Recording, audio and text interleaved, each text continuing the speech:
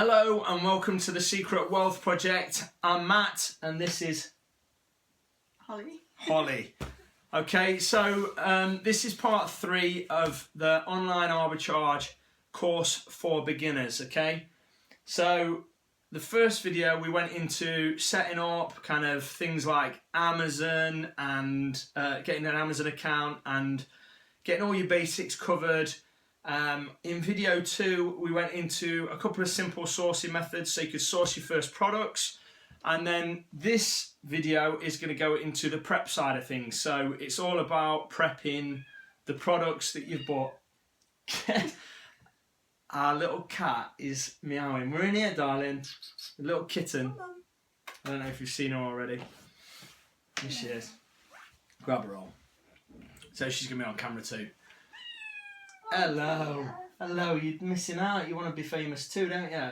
You want famous pussy. God. Sorry, guys. Right, so this is part 3 of the online arbitrage for beginners course.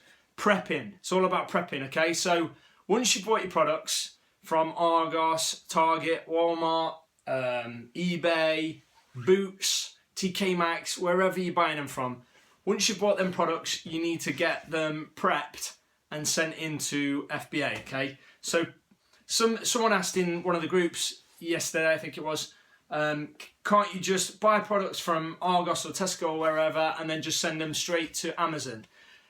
You can't, guys, and I'll tell you why, because you've got to check these products first. Amazon are expecting clean, as new, brand new products, not something that's come off the shelf of some retailer that's obvious. So like if you send something in and you're going to try and charge $15.95 for it, but it's got a Disney Store sticker on it saying $7.95, obviously as a customer you're not going to be too impressed with that. So Amazon aren't impressed either. So you can't send products directly to Amazon. Now if you're doing private label, you can. It's not always the best idea, but yeah, you can actually send stuff. Sorry about that, guys. You'll never believe it. I actually just received a text and it ended up stopping the video, which absolutely sucks. But I put it on airplane mode, so fingers crossed it won't happen again. Anyway, going back to what I was saying, you can send products directly into Amazon from China, say.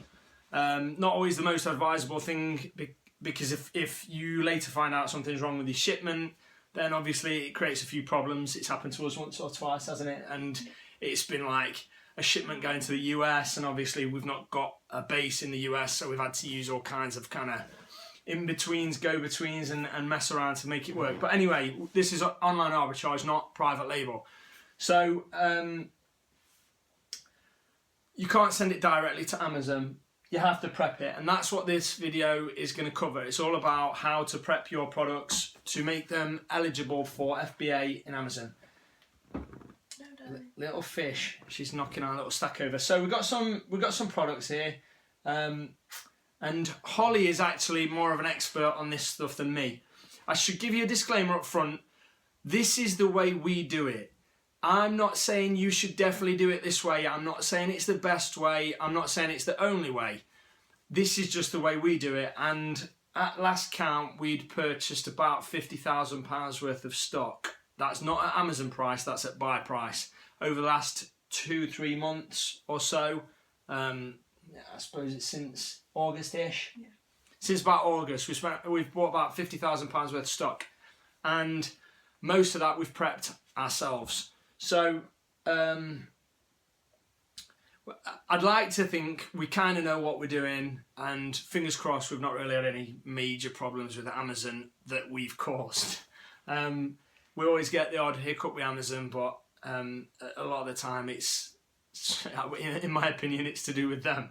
But yeah, so this is the way we prep the things. If this is not the way you prep it, this is not the way a friend preps it, or there's quicker ways, easier ways, yeah, I accept that. I'm not saying this is the definitive guide to prepping, but this is a good guide for beginners to get started.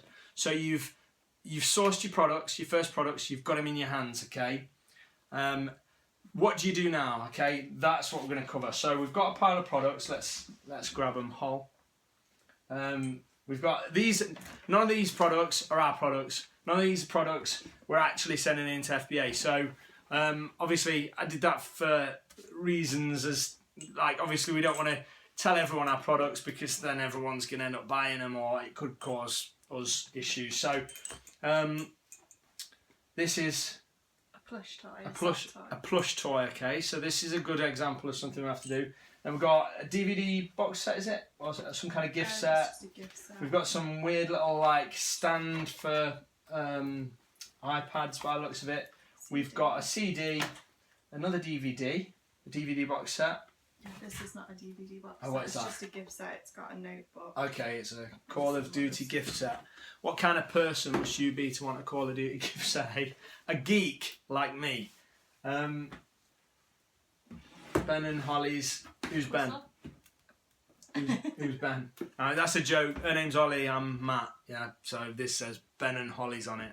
Might not be very funny, but hey ho. So that's a puzzle, and then we've got some weird box thing. We didn't order this. We ordered something else, and this is what a retailer sent us. So we're going to go through these products, and we're going to talk. I'm going to basically ask Holly what she do because she's the kind of expert on prepping, not me.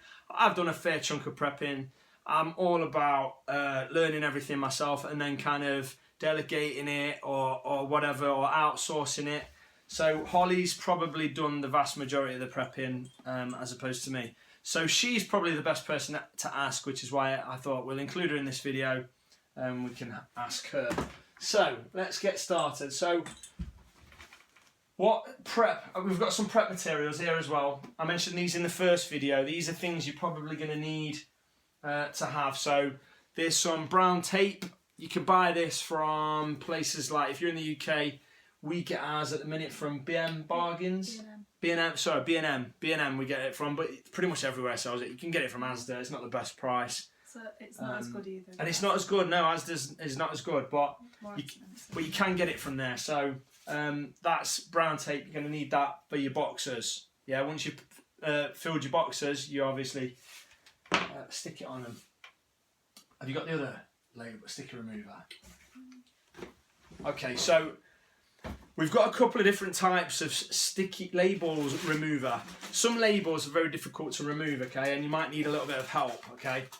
The one that everyone tends to recommend is this one, Goo Gone. And as a product, it's a good product, and I can see why people recommend it. It's a nice big bottle and things like that, but in my opinion, it's not the best product. This is the best product, and I've linked all the prep materials down below this video again, so you can get to them nice and easily. You can just click them all, and they're all available, pardon me, on Amazon. So this is, in my opinion, the best sticker remover. One, it's a white liquid, so if you're going to leave any residue anywhere, even if that's just on your clothes, it's more likely to, well, it's see-through, like, it's clear liquid, so it's less likely to stain your clothes. I don't know if this stuff stains, but it's obviously yellow, so that's kind of one downside of this. The other thing is, this product comes with a little scraper thing. I think that's right, isn't it? Yeah. Yeah. But the biggest bit, the reason why this is my favourite sticker remover is because of the bottle. If you look at the bottle, can you see that? You've got a tiny little hole there. And you can just kind of squirt a little bit on, and then you can use your little sticker removal tool or peel it off or whatever. So that's why I prefer this product. But it works best, doesn't it, when it's left? Like, don't put it on and then try and peel it off. Oh yeah, definitely. We'll go into all this. We'll go into all this in a minute. Look at the difference to this lid, right? That's just got some like protective safety film type thing on it, and I've just popped an hole in it. But you know, controlling the flow of this is near enough impossible. You end up having to either pour too much on, or you have to put it on something first and then put it on there, so you end up using more. Whereas with the little sticker remover, you can put a couple of drops directly on the label. I like to spread it out with a little white thing and then just leave it to soak in. It works really well. Anyway, that's enough on sticker removal. These are important tools, guys. If you've not already bought them from my first video, then you should really think about getting them for now. This is, I don't know what you call them, but it's basically a box opening tool. Maybe that's what you call them, to be fair.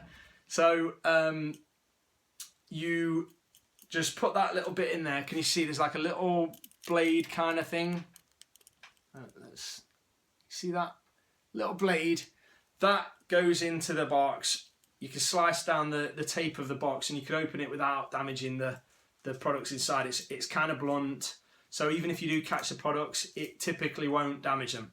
Then you've got this side which has got kind of a hook and then a little blade in it. If you can see the little blade in the inside of that hook there's a blade, so you can use that either to slice open, say, bags. You know, if you get like a bag, someone sent you something in, you can like tear into the bag with the point and then kind of slice down it with that.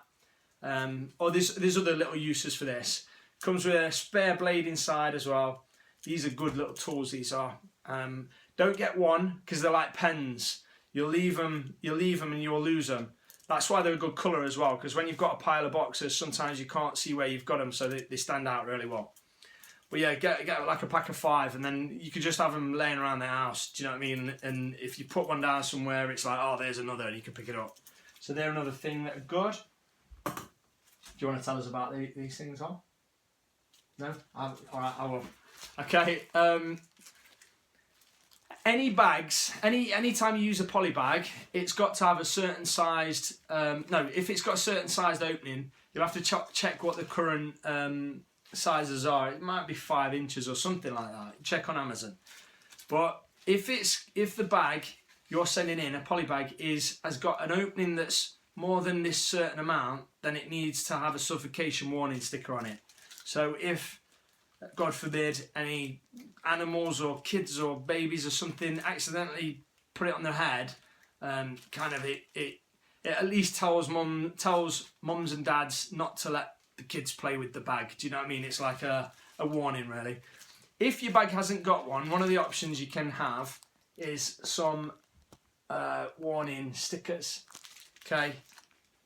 I mean, that's not my preferred thing. I would prefer to just buy the poly bags with the warnings on them. Sometimes they come with bags, okay, though, don't they? Like, yes. So you can stick one of them on. It's not got a. Yeah, sometimes you mean like if the product already comes in a poly bag and you've not got any stickers to remove on the inside. Yeah. So say this toy, let's say it was sent to us in a poly bag, and the poly bag's fine, and there's nothing to remove in the inside or anything like that. You just need to send it in. Then potentially you could just put a suffocation warning label onto the bag to kind of comply with that requirement. So that's them. Obviously, poly bags. Self-sealing poly bags. Okay, you're going to need these. You want to get all different sizes of these guys. So this is one of the smaller ones.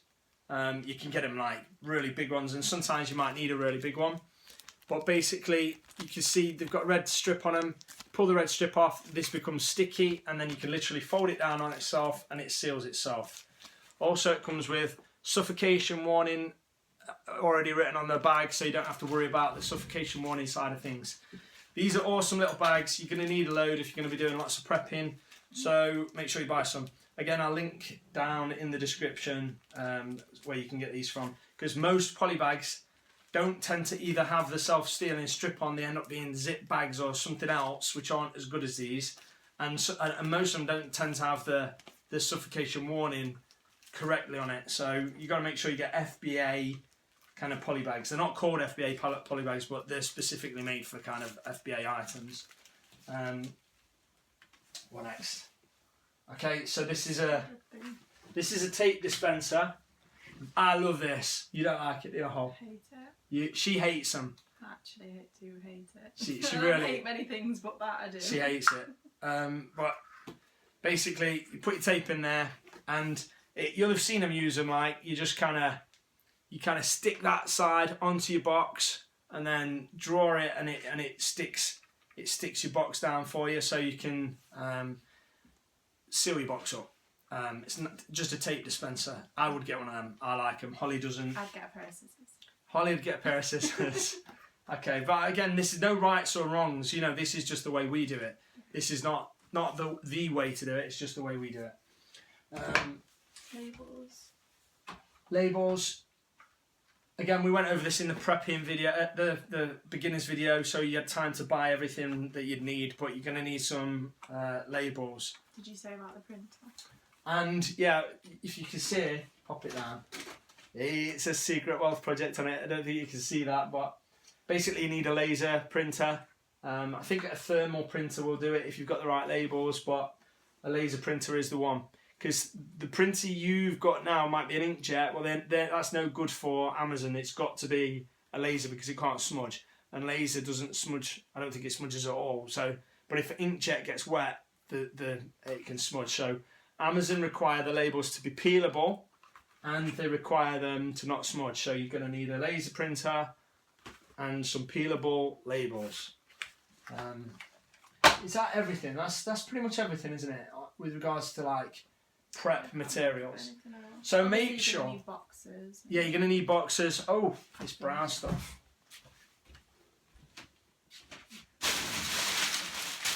Right, should have had this ready really. You'll probably get a ton of this anyway, so you probably won't need to buy any. But definitely don't. No, you probably won't want to buy any. If you do enough sourcing, you'll get some of this anyway. But it's basically brown paper stuff, and you just don't want to leave any voids in your boxes. So when you're packing a box up, if it's not filled all the way around to the brim with products, you just have to put some brown paper or some bubble wrap or some air pillows or something like that into the void. You can't use peanuts or anything kind of. You can't use shredded paper or anything like that. It can't be anything messy or anything that could get into the products. It's got to be things like this. And the beauty of this stuff is Tesco go crazy with this, don't they? Oh. So if you buy anything from Tesco Direct, don't worry. As long as it comes in boxes, you're going to get plenty of this. But yeah, watch this, right? Let's say you don't want this long snake of it. All you do is you just go, and it just tears off. So it's really easy and really good. And you can just fill a little gap in the box with that stuff, and then you problem solved.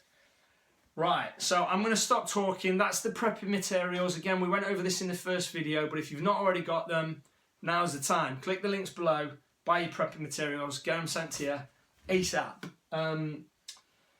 Right, so we're going to go through each individual product, and I'm going to ask Holly the process, what she would do for that particular product. Okay, so Ryan Hall, over to you.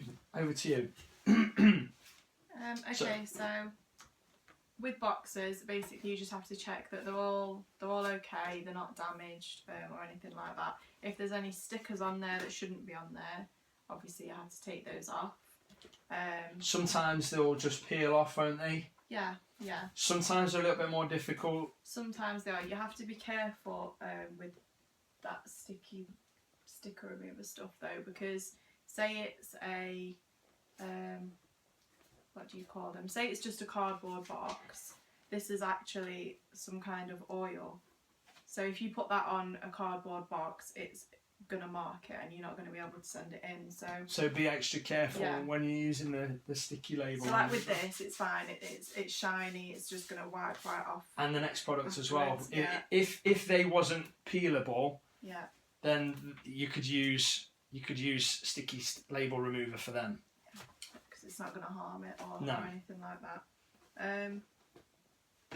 If it comes with security tags on it, they need to come off. If it comes with any kind of like Argos stickers, any labels that's not a barcode, but even when it is a barcode, I suppose. Basically, any labels that shouldn't be there.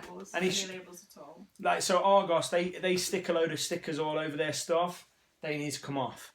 TK Maxx, they stick a load of stickers all over their stuff. They need to come off. But they are usually peelable, aren't they? Yeah, I'm not sure TK Maxx's are always dead peelable, are they? I don't know. Maybe they are. If they're peelable, they just peel off. Sometimes they need a bit of heat, so a hairdryer might help. Sometimes they might need extra power, so a bit of sticky stuff remover will sort it out. Okay, so you've got all your labels off your box. Yeah. Now and then what do you obviously, if you are doing the labels, not everyone does the labels, do they? No. There's two ways to send your inventory in: commingling and sticking an FNSKU label on. Yeah, so basically if you are sticking a label on, then you just want to make sure that the sticker goes on directly over the barcode and there aren't any other barcodes showing, because obviously that will cause issues at Amazon warehouse. Yeah, so basically you cover their barcode with an FNSKU. We did a lot of commingling in the early days, which is basically whereby you don't even stick your product up and we sent it in. Don't do it, guys. It's a nightmare. It's a nightmare. Everything that hits Amazon, they end up saying unexpected item. We had some products getting put on like French listings and things like that. And if there's any problems, there's not really any way for them to trace the product back to you. So use an FNSKU label right from the start, guys. You also get lots of products being returned to you, don't you, that aren't even yours.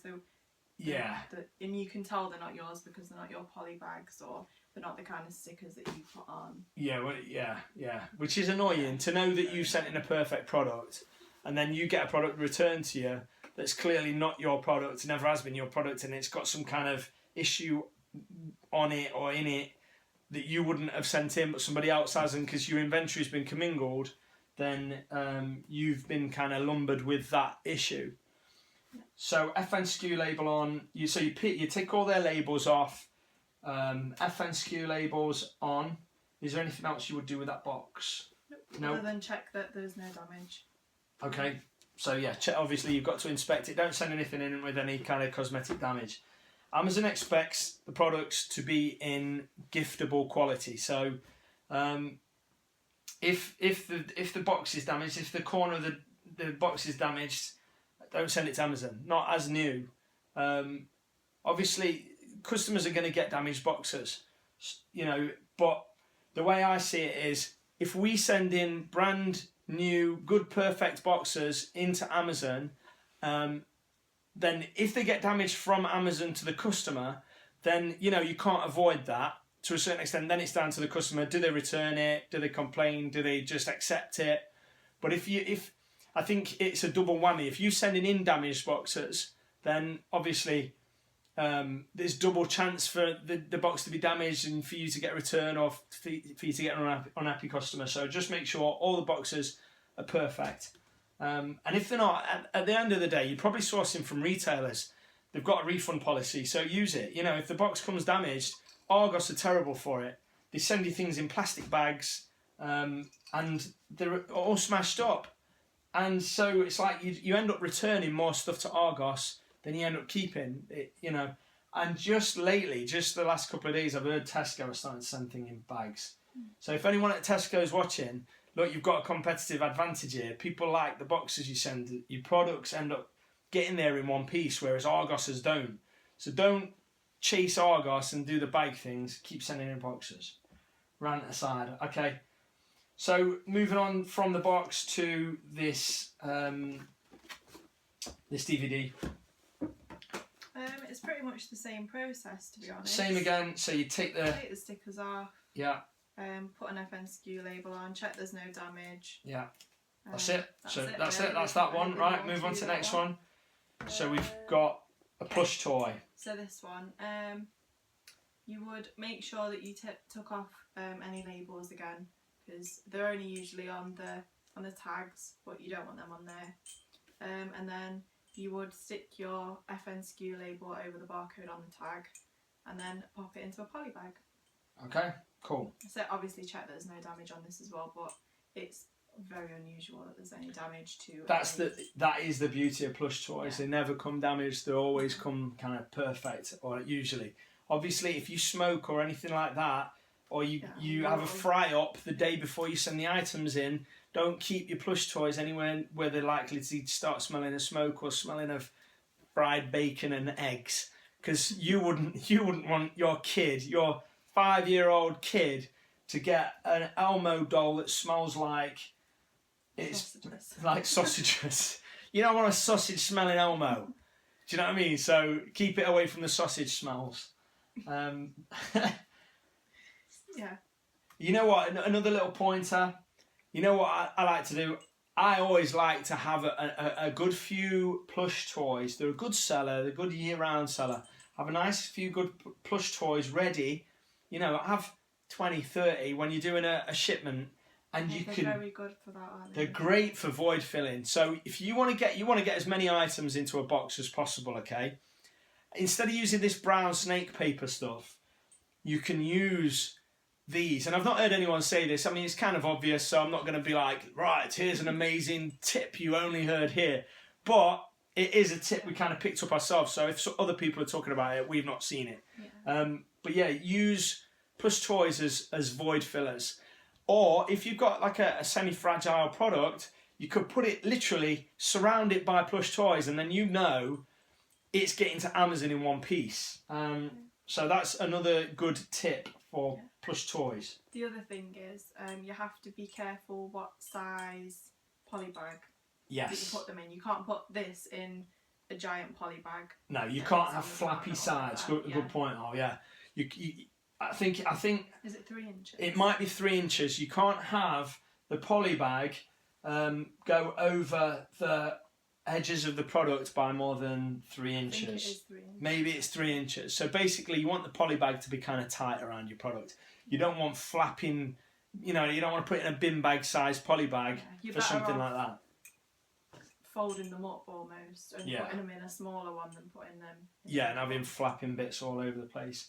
I think part of the thinking behind that is Amazon don't want the products, they don't want something to be able to catch in some conveyor belt and then cause a problem for the conveyor belt because you've got a flapping polybag all over the place. I think that's what it is. It might not be, but right, so we'll move on to the next product. If you was prepping a CD, what would you do?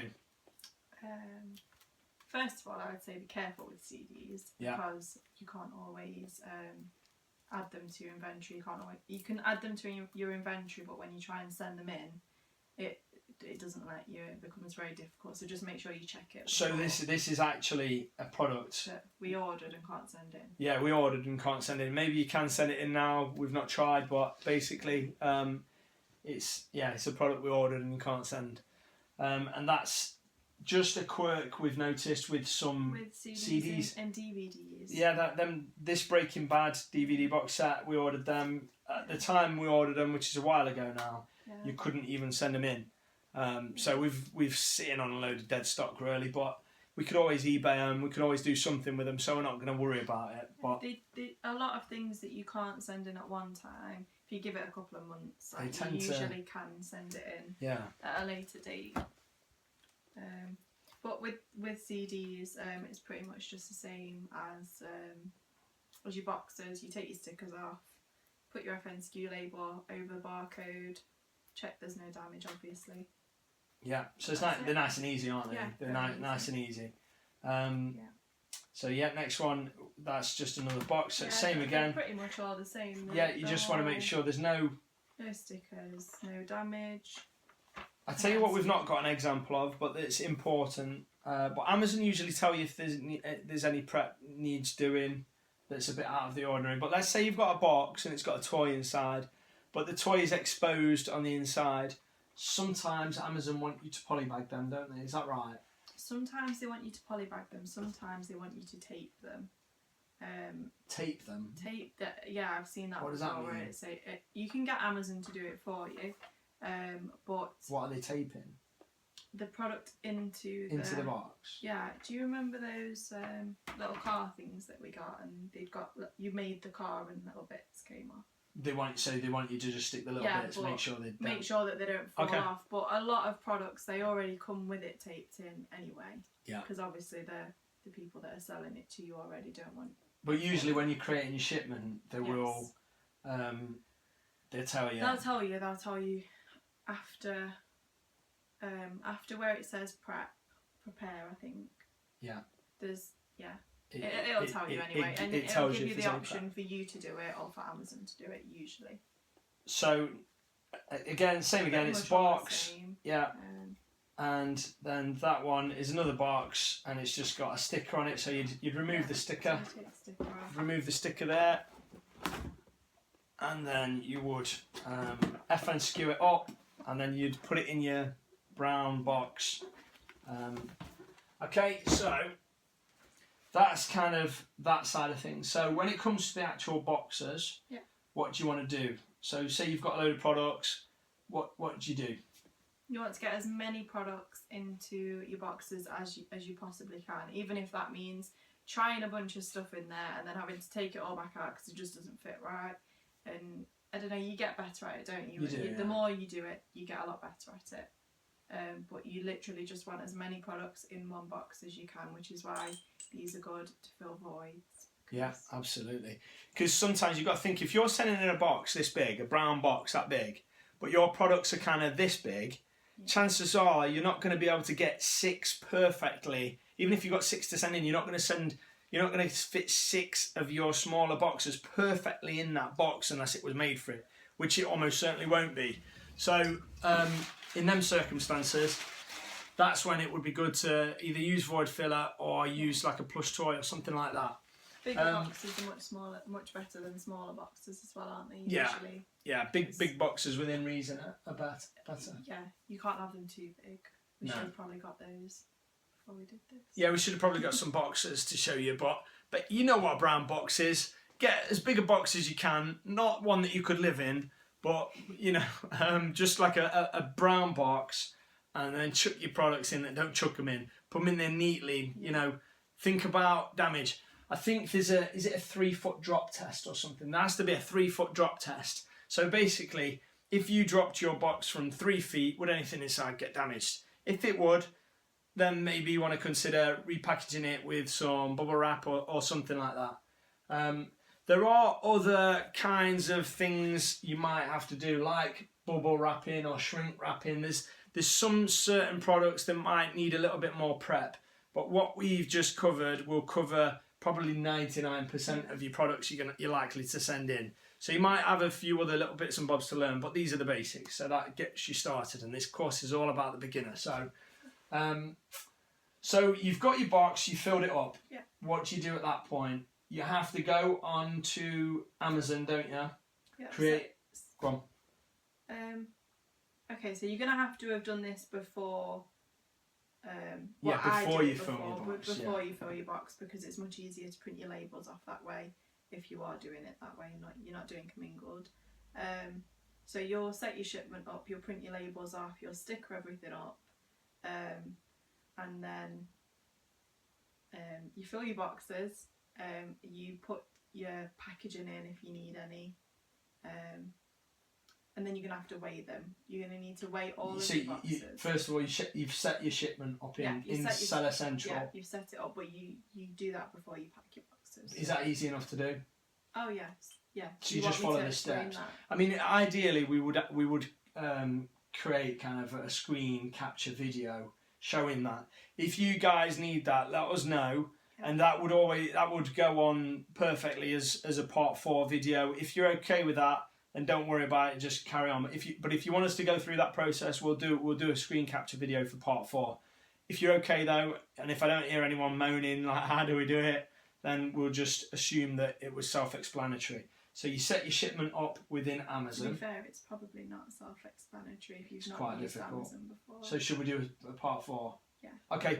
So we're gonna do a part 4 video that covers how to set an Amazon shipment up. Okay. And if we just make it about that, then you can just skip it. If you already know how to do an Amazon shipment, then you just skip that video. But yeah, we'll include that, so don't worry, guys. So this is just the kind of prepping, putting it in the box thing. So you've set your shipment up, which will be covered in the next video. You're going to have to remind me that we've got to do that video. Yeah. So you've set the shipment up, and then you've put all your stuff in the boxes. Yeah. Amazon will usually want you to send it to multiple warehouses if it's a large order, or if there's oversized items. Yeah, they've not been doing that just recently. Have they not? No, but they usually do. They usually want you to... It's strange that they're not doing it. So. Yeah, I mean, maybe they're changing the way they do stuff, but it can kind of get annoying when you think, well, here's my 100 items, I just want to put them in a couple of boxes, send them off. And then they're like, no, these items have got to go on this shipment, and these items have got to go on this shipment. But it's one of them things. So you must set your shipment up first. Don't think, I'll put them all in boxes because I'm not stickering them. And then think, you've got to take them all back. Absolutely. Set your shipment up first, and then put them in your boxes. So once you've done that, you set your shipment up, you put them in your boxes. Yeah. You tape them up. Tape them up. So you want to make sure you tape make it nice and strong, tape across the 2 flaps. Usually we tape along the edges as well, don't we? I haven't been doing that just recently. No? Because I feel like you just end up using way too much more tape. Yeah. Usually I'll put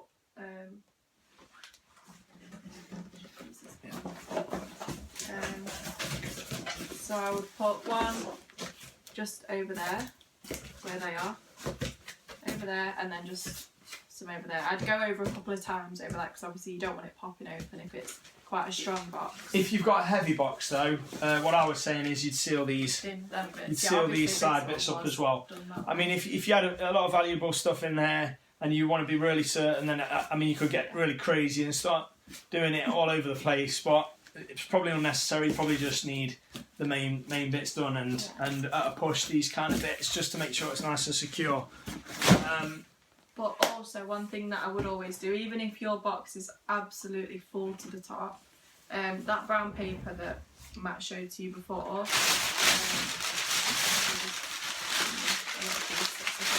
I would usually just pull it out flat like that. Because if it is absolutely, sorry I'm making lots of noise, if it is absolutely full to the top, and Amazon happen to open the box and damage some of your boxes or anything like that, it can get so you put a bit of that in, right over the top, and then so it's just extra protection for when they're slicing the box open, even though they were not going to use Stanley knives that are going to tear your products to bits, but she's saying you can use a bit of something like that, or a little bit of cardboard of another box. You can just put a strip along the middle, you know, just so in case they do slice it, they don't damage you. Because your sometimes products as well, you can have filled a box up more than it was when it came to you, and it might not just shut quite the way that it did before, but it's still okay. It's still very usable. Yeah. But yeah, that's what I'd do. Okay, so then you print off. No. No. Then once you've sealed them up, you're going to need to weigh all of your boxes. Yeah. So the way that we do that is one of us would weigh ourselves on the scales. Just normal bathroom scales. Yeah. You want to set it to kilograms because it's going to be a lot easier for you. Otherwise, you're going to have to convert everything. Yeah. Weigh yourself, and then get the box. Weigh you on the box, and then take your weight away. So let's say you weigh 70 kilograms. Yeah. Then you weigh yourself with the box and you weigh 75 kilograms. Obviously, if you take 70 kilograms from 75, you've got the weight of the box. So your box is 5 kilograms. Yeah. So then you enter that into your shipment. What I always like to do is get a Sharpie or something like that and write number 1 and 5 kilograms, however much it weighs. Yeah. So that you know. So you write them on the actual box. Already. I write it on the box and I pop it into the shipment. Yeah. So she records it within Amazon Seller Central, like the weight of the box, and she writes it on the box. So if you've got, some people might think that's overkill. But probably, but like when we've been doing shipments, you'll have to look at some of our old videos. We got boxes and boxes and boxes. So that's a good way to stay on top of it. And then when you come to putting the labels on, when you've printed them all off on your printer, then you could just go, well, this is an 8 kilogram box, that's an 8 kilogram box, boom. And it will also say like so you've got 25 boxes, 1 of 25, and if you've already wrote 1 and how much it weighs, then you're going to know where your label belongs. Okay, so that's labelling, weighing, sealing the boxes up. Yeah. Is there anything else? Sealing the boxes up, weighing them, and then you're going to need to go through on your shipment to calculate how much it's going to be with UPS. They're usually really good prices, aren't they? Because Amazon get a good price with UPS. You have to accept it. You accept the charges, don't you? You accept the UPS charges. Yeah, and I think if you do for some reason have to cancel your shipment, or you need to change, or you need to make a duplicate or something like that, you can cancel them. You can void them charges up to 48 hours. Right.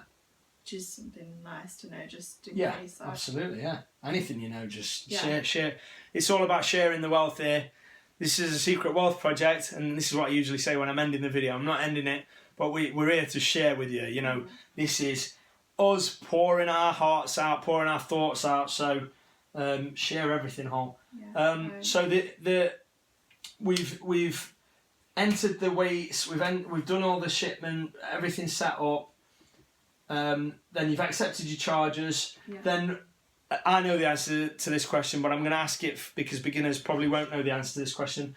What happens? How does UPS get your products to Amazon? Do they come to your house, or do you drop them off at a UPS warehouse, or what? You can do either, but there is just something I want to say just before I forget about it. Yeah. Once you've weighed all of your boxes and you've put all of that information into your shipment, don't then think, oh God, I needed to change something on that last page and go back.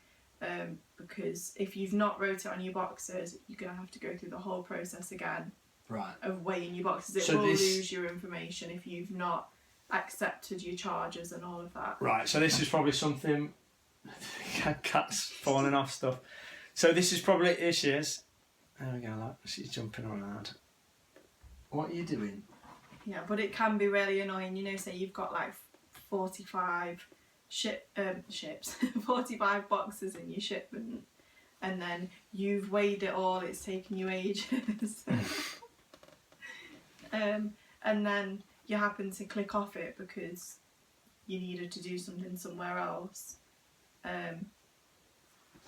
So I'm putting you off, sorry, Al. And then it will lose all of your weights, and then you're just going to have to do it all over again. So we'll probably go into that in a little bit more depth in the next... In the shipment video. It's probably going to talk about it more then. So UPS, how do you get UPS to come to you to pick it up? So once you've accepted your charges and you click complete shipment in the bottom right hand corner, you'll go through to another page that will have, say you've got 8 boxes, and it'll say 8 in a list, and then you'll have all your tracking numbers. So once you've got a tracking number, you just need one of the tracking numbers, so just copy the top one.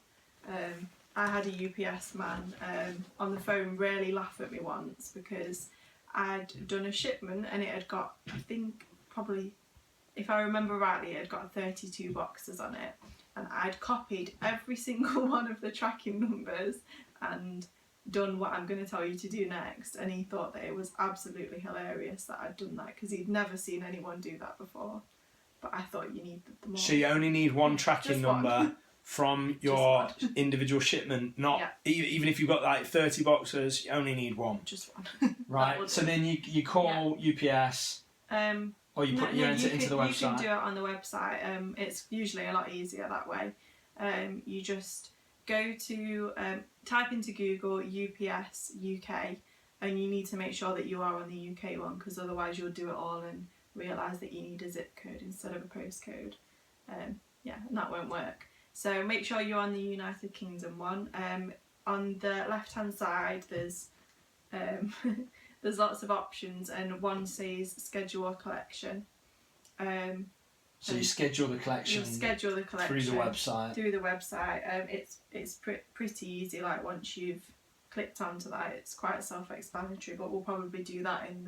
We'll probably mention all this in the next video. So sorry if we repeat some of what we've said, but this is a basic overview of the kind of prepping and sending in process, and then we'll go more into the specifics of the sending in process on Amazon in the next video.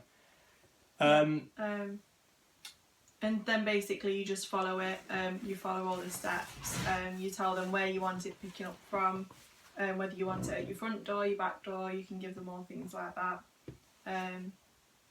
And you can select a date and a time.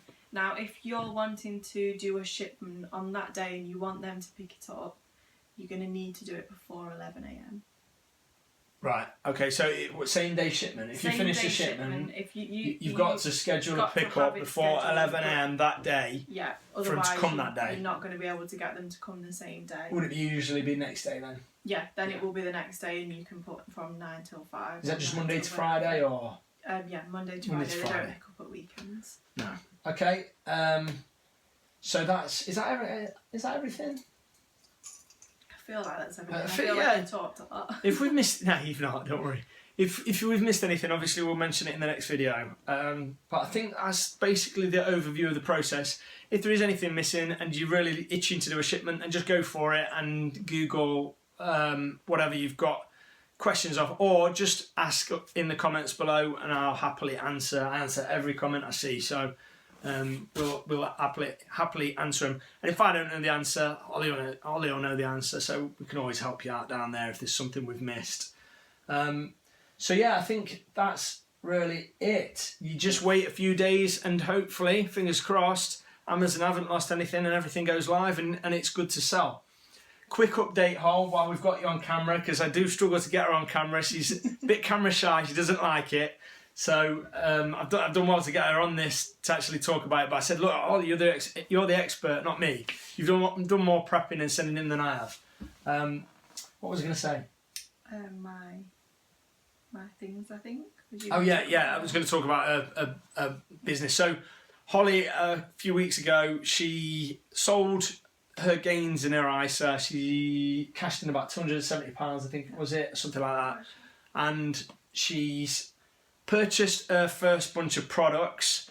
You had 17 units, didn't you? 17 to send in, but... So this is perfect for beginners, because that's, in essence, if you're a beginner, chances are you've got a few £100. You know, if you've only got £30 or something, probably not the right business at the right time for you. You probably want to wait, save some money up or something first. But if you've got a few £100, that's where Holly's at with this business. She's doing the online arbitrage business model with £270. You had 17 units that actually hit FBA, didn't you? That could actually go, that could be sent in. That could be sent in, because some were like hazmat or 12, I think it was. I had 12. That they wouldn't allow 12 to be... products that they wouldn't. It was only it was 2 products and 12 units. Right. That they wouldn't allow me to send them in because they said that they were hazmat because of the ingredients. Yeah. Okay. So out of the 17 products, so she actually got 17 products to FBA. How long did it take you before you made your first sale? The day they went live. So the day they went live, you made your first sale. Did you make one sale? No. How many did you make? 3. She sold 3 units the first day she went live, and that is only on 17 units, not 17 SKUs, 17 total units, and she sold 3 in the first day. And then you've been selling pretty much one a day. One a day thereafter, kind of thing. There was one day where I didn't sell one, but then there was another day where there was 2. So it kind of so it's kind of averaging out. But remember, guys, like I've got £50,000 worth of stock in FBA. Do you know what I mean? And I might sell, I don't know, 20 units in a day or something like that. So for her to sell 3 her first day, that's amazing. Yeah. So she's rolling, and your ROIs aren't too bad, are they? What you been getting roughly? I don't know, they're all different. They are all different, but smallest ROI you've had so far. That ROI stands for return on investments. The smallest one I've had has probably been about 46, I think. 46%? Yeah. So the smallest one she's had is 46% ROI. Yeah. Now, if you see me kind of discussing ROIs with people in the groups, you all know that I'm a stickler for 60%. I don't like to sell for less than 60%. But most people are like, oh, I'm happy to take 15% or 25% or 30% or whatever. I'm like, 30%, really? You know, if I can sell for more, I will. But her worst ROI is 46%, guys, and she's only had 17 units, so it can be done. And what would you say your best ROI is? I think it was 90 something. 90% ROI. So that's almost doubling your money, guys. You try and get that from a bank. You try and put your money in a bank, or even in property or any other investment class, and get a 90% return on investment within a day or 2 or whatever. That is the power of e-commerce. That's the power of the business model we're in. So what's the next step for you then, Hol? The money that I have made, yeah, I suppose, or the money I've got back and the money that I've made, yeah. I've taken that back out to buy some more products, and I have taken another. Your ISA has gone up some more, hasn't it? Some more, yeah. So the shares are going crazy. Well. So yeah, she sold some more shares just again. So she's got her original money that she invested. She's still got that safe in her ISA. Yeah. Still invested in some mutual funds. So that's hopefully going to grow. But the growth she's had so far, she's taken it out and put it into business, which is great. Yeah. So you're going to have an extra 100 or 200 or something? I think it's about 170. So an extra £170 capital on top of her original 270, yeah. plus the return she's getting from selling her actual products. So you're hoping to kind of roll it up. Just roll it all in. Not spend any of it. Yeah. Just keep reinvesting and snowball it up. And if you're a beginner, guys, that's what you need to be doing. You need to start small, learn it, understand it, find your feet, feel what you're doing, and then scale it up over time. Don't look to think you're going to take £1,000 a week profit out of it straight away. You're not. You're going to need a lot of capital to be able to even get it close to that kind of figure. But it can be done. Holly's doing really well. I'm really proud of her. You were so happy, weren't you, to get your first sales? Yeah. I think your first sales make you realise, wow, this is real. I can actually make money at this, and this is a real business. And I think sometimes it all seems a bit crazy to think that you can make money in this way, but by just buying something at full price, a lot of your products have been, haven't they? Yeah. Full price in the shops, and then just send them to Amazon and someone somewhere buys them for more. Fantastic. It's amazing. Nice, easy to get started business. If this is your first business, then this is a good business to get into, in my opinion.